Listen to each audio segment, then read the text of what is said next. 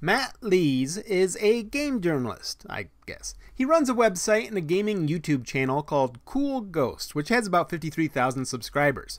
Matt Lees is your typical game journalist. He fits in with the in crowd, he shares the same ultra-progressive beliefs, and he's super political. He gave a speech at the Gamescom gaming convention in Germany last week, and it was exactly what you would expect from a game journalist. I'm going to go through it and briefly rip it to pieces because this provides us a great case study in what the in-crowd of gaming journalists believe, and why game developers shouldn't bother listening to these people in the future. It's time for some truth dealing, here on Game Objective. First of all though, just before I start this talk properly, bear with me. It's a picture of a bear. Okay, let's get right into his talk. I'm not going to show much of it because he's really not a very skilled speaker and it's a little painful to watch. The video is called Cultural Complicity. It's everyone's problem. He doesn't actually define cultural complicity, but it appears to be something that he wants game developers to do, and it's work, but it's not really work. But check out this part where he says, "It's the way the wind is blowing." And also, even if you don't care about any of that stuff, it's just the way the wind is blowing. We are kind of moving towards a culture where people making a quick buck is no longer cool or accepted. Making a quick buck is not cool or accepted anymore, apparently. In my research into Gamergate, I've profiled both people who support Gamergate as well as the people who are against Gamergate. But these people, they're not just against Gamergate. They don't just say, "That's stupid," and then they move on like most people would. I'm talking about people who dedicate themselves to opposing it. They talk about it constantly, and here we are 3 years later after the inception of Gamergate, and Matt Lees shows us that he is indeed one of these people. And in my profile of these people like Matt Lees, perhaps the primary defining characteristic I've found is that they are anti-capitalist. They believe that many of society's ills, such as racism, sexism, all the other isms, they can be blamed on capitalism. You're seeing that now in his tweets. You see it in the tweets of people like Jonathan McIntosh, of course, and you'll see it in articles from ultra-progressive sites like Salon and The Guardian. Matt Lees is a game journalist who makes a few $1,000s a month on Patreon for posting videos on YouTube that, well, frankly, they're not very successful. He is against capitalism, and yet here he is standing in front of game developers who are investing a significant amount of money and time into making a product to sell to people for a profit. And he's there to tell these developers that they need to do extra work because making a quick buck is no longer cool or accepted by people like him. Okay, now listen carefully to the pronouns he uses in this next clip. But also I think in terms of video games, video games are playing an increasingly bigger part in the fabric of our culture. And usually this is something that people talk about and they just go, "Isn't it great? Video games make more money than movies. Video games make more money than everything. Aren't video games great? Please love video games." When actually maybe rather than us desperately trying to convince the world that we're all right, we should be going, what are we actually contributing to the world now? You notice he said we? What are we contributing to the world now? Well, Matt, what the game developers in that room are contributing are video games. What you are contributing to the world is writing about what they are contributing to the world. Game journalists often want to insinuate themselves into the game industry. Indeed, game developers often hire game journalists to do PR and sometimes even writing.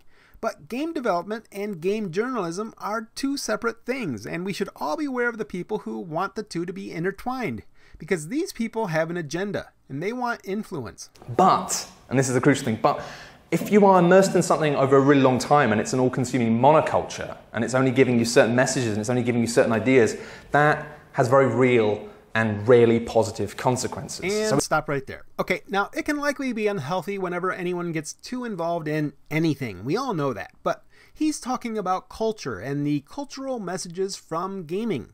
He's saying here that playing games too much can negatively affect one's political and cultural beliefs. And for that claim, there is no evidence whatsoever. You will not find anything out there supporting that statement. And someone called him out on that in the comments section. Quote, "Your talk seems to make a lot of assumptions, i.e. violence without context might change moral norms, with nothing to back it up." And check out his response. Quote, "That's the spooky thing about speculative thinking." Speculative thinking being, of course, theoretical thinking. In other words, He has no data to support his conclusion. He's just throwing crap at the wall to see if it sticks. So what's the point? Why is this guy even there at Gamescom? Any idiot can do some speculative thinking without any evidence or data. Moving on, we get to his talk about Gamergate. And in order to keep this video somewhat brief, I'm not going to get into detail about why he's wrong here.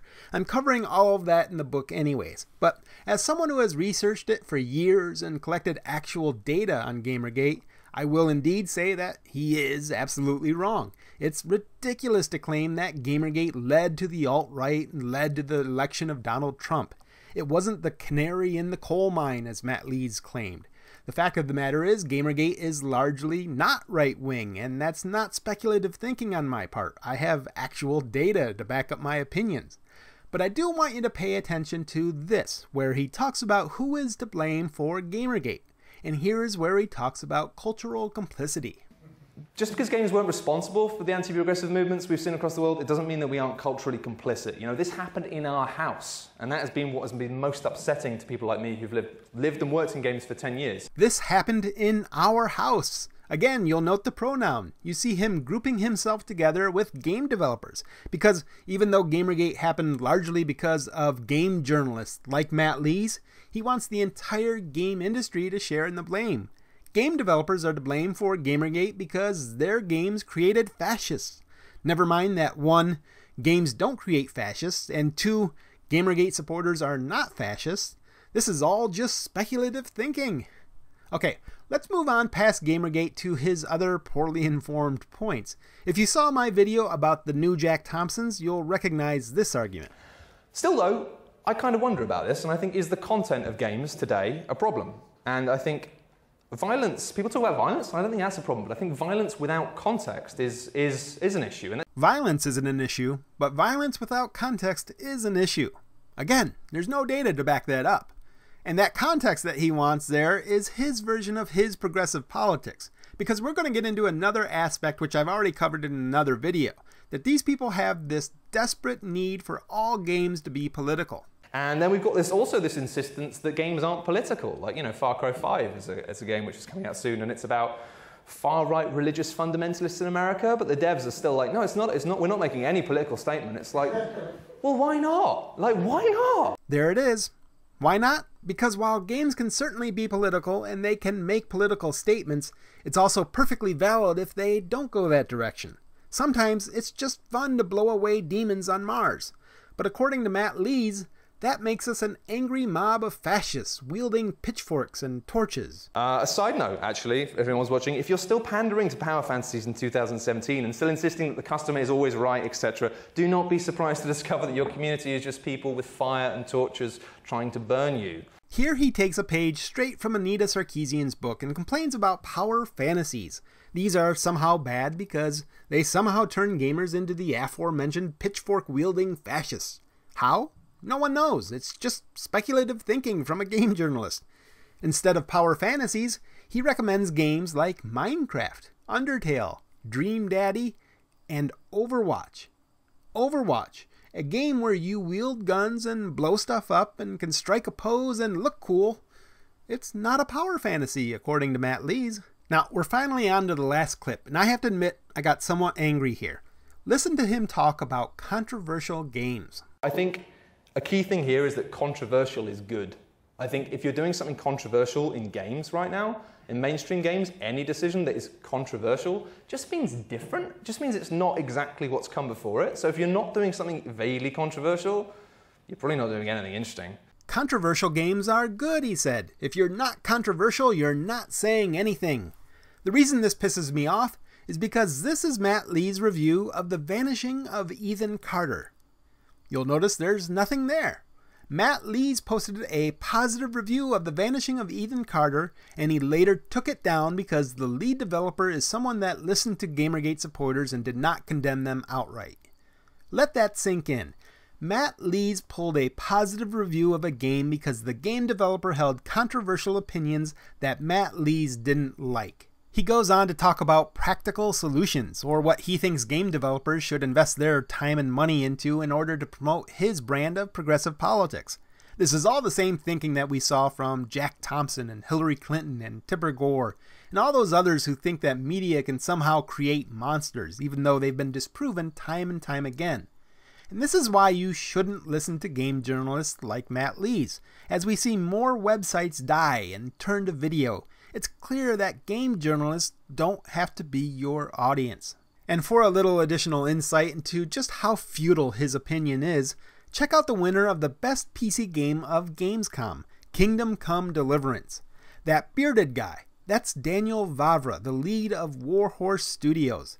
He supported Gamergate. If Matt Lees had had his way, that game would have been pulled from Gamescom. Game journalists are over. This has been Brad Glasgow, an award-winning game journalist with Game Objective. Thanks for watching.